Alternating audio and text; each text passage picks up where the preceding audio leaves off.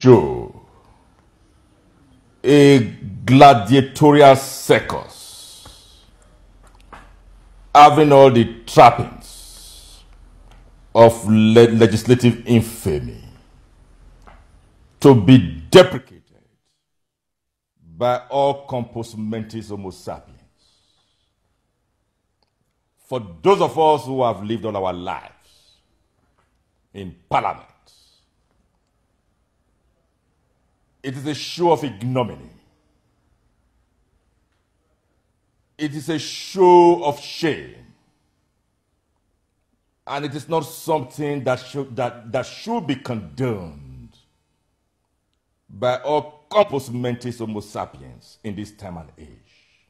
Members of the State House of Assembly who thought that 4 of their members had conducted themselves in a way and manner that amounted to misconduct, proceeded to put them in suspension, on suspension. Valid proceedings in law. Total compliance with the rules of the floor of the House. A day after, some 9 honorable members proceeded to the floor of the State House of Assembly in a post-haste and an arum-scarum modus that had all the trappings of an entebbe blitzkriegism, purportedly sold the impression to the world that they have impeached Mr. Speaker and some principal officers. It is important to bring 2 fundamental points under focal biceps and biceps here. Which 2 points are, at the time these 9 members proceeded to engage, bestir, cocoon, maroon, and quagmire themselves in this opprobrious peregrination that had all the trappings of legislative infamy, political rascality, and if you like, even legal gambadoism. 4 of them had been validly suspended from the floor of the House, which meant they were complete strangers to the business on the floor of the House on that day. That vitiated their show of shenaniganism. What more? Which is even more fundamental. Let us even assume they had the numbers, which they did not have. Let us even assume that the presence of those 4 members that were already validly suspended, who had no business being seen within the sacred precincts of Parliament, did not even vitiate those proceedings. The legislative authority of the House, which confers sanctimony, which confers every integrity of the parliamentary legalis homo on the proceedings of Parliament, the mix, was not there. So, you can see why I said it was a cabaret show. Rule of law. 4 members have been validly suspended from the proceedings of the floor of the House. No matter what their impressions may be as to the propriety or impropriety of that suspension, the proper thing to do is to approach the court of law or seek remorse from their fellow colleagues. If they don't want to do that, they approach the court of law. Otherwise, if you take laws into your hands like they have done, we encourage a state of anarchy and encourage a state of topsy-turvydom, a complete state of political higgledy-piggledy, like we have witnessed on the floor of the House in the past 2 days.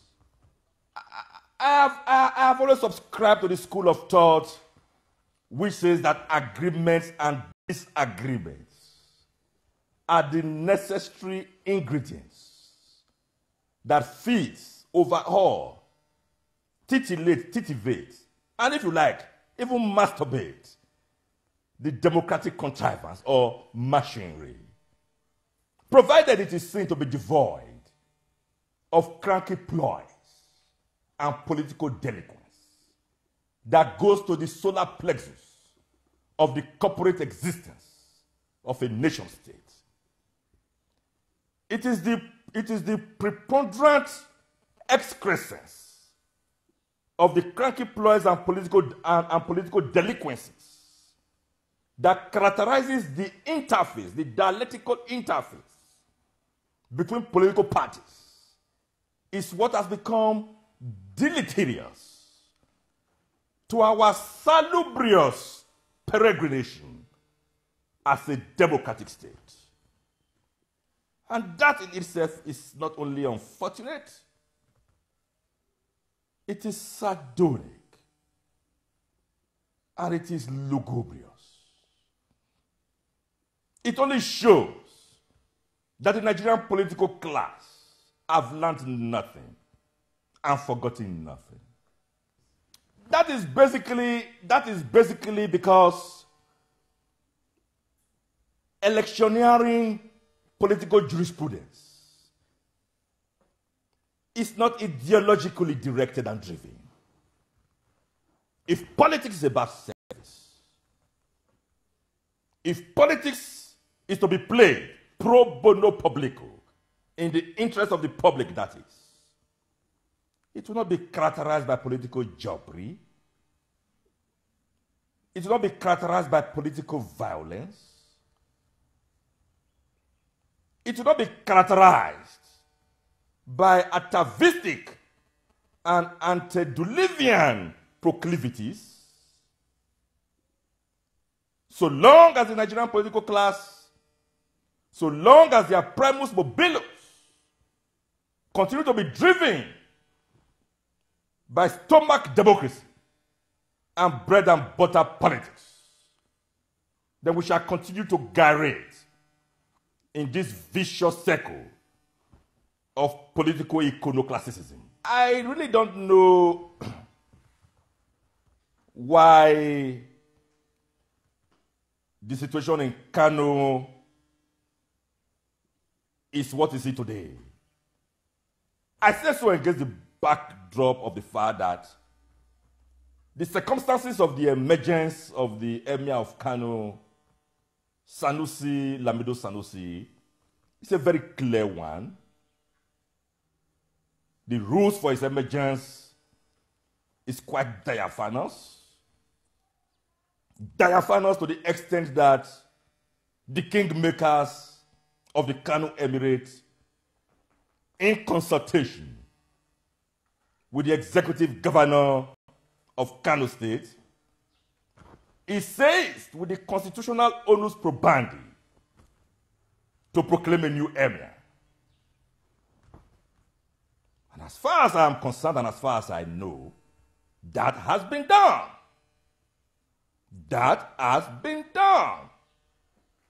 So I would advise those who have elected to be on the other side of the divide, to bring themselves to the reality of the fact that the Emir of Kano, Sanusi Lamido Sanusi, is the new Emir of Kano. And if you ask me, and I said that about two days ago when I updated my Facebook page, that I called on the federal government to send a letter of congratulations to the Emir of Kano, Sanusi Lamido Sanusi. That the federal government has not done that yet, for me, makes me maniacally bewildered. That is where maturity lies. That is where statesmanship lies.